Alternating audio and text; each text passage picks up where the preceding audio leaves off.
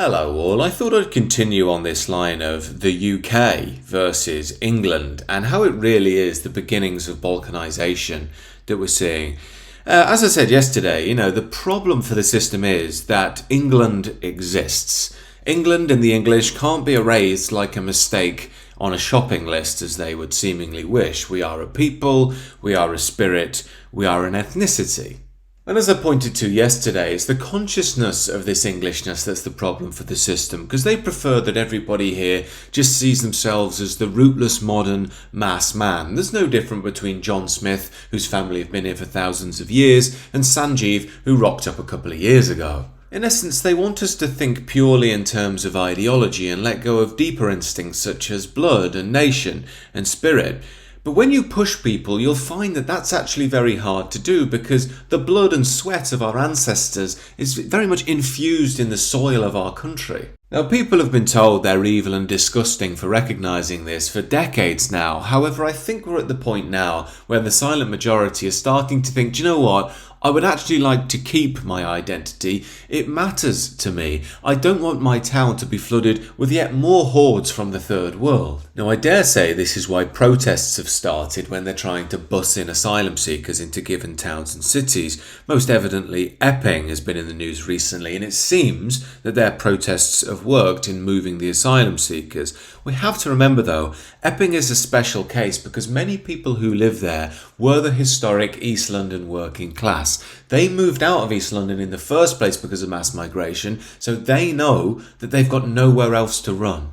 Now, historically, it's easy to look down on such people from a trendy London enclave or from the peace of a leafy 95% plus white shire, but the real reality here is, how would you like it if these people were busting next door to you, if your kids had to walk around the same streets as them? We'd all be worried, and increasingly we're all finding out what that experience is like, no matter where you are in the country. Now, as you might imagine, the BBC doesn't understand what's going on here at all. It calls the recent ruling in Epping a, quote, political pain for the government. This is much bigger than a political pain because the reality is that the silent majority are waking up to what's going on. They're hoping the working classes can push back a little bit, but increasingly people are realising this isn't going away. And once they see that protests work, that means people are going to protest more. Now, this could really kickstart a whole balkanization process, and I would be very careful at the moment about when these might slip into violence. I'm at the point now where I would even say that elements of the state would even try and promote violence, because that will be the precursor for them to come down hard on these protests. Then they can effectively ban them and then just input the asylum seekers, quote unquote, where they like. Yet, as I said yesterday, the optics at the moment are just terrible for the state. I mean, they've got foreigners going around taking down England flags. When English people say, why are you taking it down? They are basically telling them what to do. So English people are being told they can't raise an England flag in England by foreigners. Now, personally, I don't have any animosity to these folks taking the flags down. These are just people employed by this state, stowaways from somewhere in the world doing the bidding of our overlords. What really bothers me is the active subversives. Well, I think this is the problem. It's not that the far right have co-opted the flag. It's the fact that we don't seem to understand what this country is and the history of these symbols. So both of these flags which you've displayed here, those are the flags which flew on ships which enslaved my ancestors. Those are the flags which the British Army marched into places like India, Pakistan, Bengal, Africa, and colonized 25% of the world.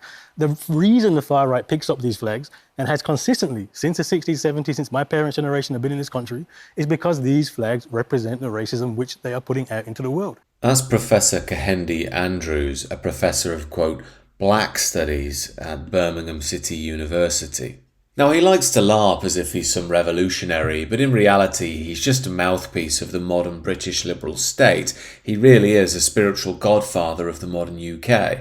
And look, we could spend 5 to 10 minutes breaking down his claims, speaking about how we as the English have kept his people down, stopped them from growing and becoming the great people they could become, while making the counterclaim that maybe we've arguably held them up. But look, we've all heard the arguments before. Africa was not Wakanda before the British or the Arabs showed up. In fact, parts of sub-Saharan Africa hadn't invented a written language, they hadn't created the wheel, they hadn't created multi-story architecture, and they were already enslaving each other. The issue is, we're at the point now where you can't even say such things because they'd be seen as hateful, and the powers that be, the liberal media, the state apparatus, they promote people like Kehinde and his worldview.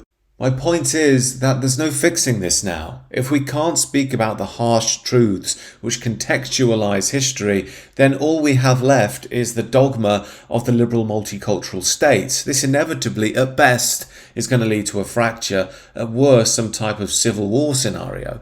So now we have a situation bubbling where the indigenous English feel that the state is trying to actively erase them culturally, spiritually, even ethnically, while the new denizens of the UK who've come here see us as their eternal oppressors who've ruined their lives, and to be honest, how long before that turns into some form of vengeance? We should always remember when the powers that be are speaking about hatred and violence that they created this situation. They poured gasoline all over our nation and then left the people with boxes of matches. Now, as always, I'm not promoting violence or saying someone should light that match, but eventually someone will because that's human nature. Then God knows what's going to happen. I mean, back to the issue of optics. Look at this panel again. They're speaking about the issue of Englishness and England flags. And if you look at everyone speaking about it, there are no Englishmen on the panel. There's Kehinde, there's the guy, I don't know who he is, but he's obviously from some mixed background. The white liberal woman, I wonder what her views are. And then the guy defending the cause is, I don't know where he's from either, but he's not English. If you look at the optics in the liberal media, which is essentially part of the state apparatus anyway, it will tell you exactly what they want you to believe. They know exactly what they're doing by having someone like Kehinde on. It's like having someone on the right on who thinks that Hitler was a little bit tame. I mean, Kehinde Andrews' most recent book was called The Psychosis of Whiteness, but that's an enthralling read. Although in the write-up from The Guardian we hear, this insightful journey through the realms of racial oppression is marred by a careless disrespect for black female scholars. Oh, Kehinde, come on, how could you forget the black female scholars? What are you, some sort of bigot? I mean, I'm not trying to be nasty, but who are these black female scholars? I'm sure they exist, but every time I see a black scholar, they're always in some race grievance studies thing lecturing us about how evil we are because we're white. I'm just saying that you never seem to see these black scholars outside of these grievance studies disciplines. I mean, you never see them unironically becoming mechanical engineers or finding the cure for cancer. What you do tend to see when it comes to the healthcare industries and the professors therein is lots of Indians, to be fair.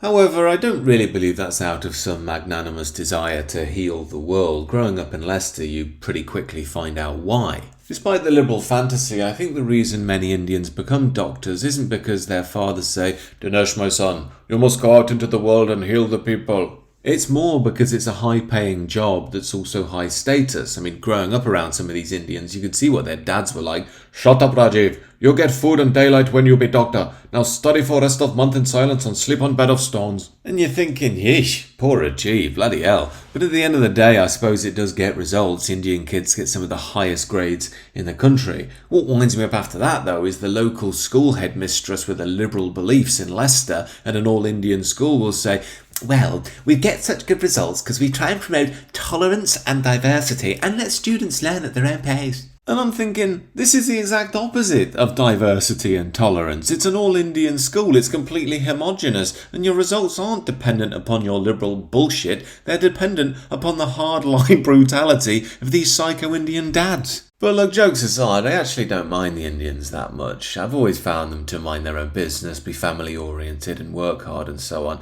But the point I'm getting at in the video is people live in different ways. They have a different view of what their destiny should be, a different reading of reality, a different narrative which sustains how they think about themselves and modern Britain. Now, for decades, these narratives have been able to move beneath the radar because the numbers haven't been high enough. We no longer have that luxury. What it means now is that these narratives are going to clash against each other, and this inevitably means balkanization, to my mind. Yet, as I always say, while times look dark and chaotic, it's only in the chaos that you often find yourself and are reborn to a new tomorrow, which for Britain and the rest of the Western world is the only way forward in my mind.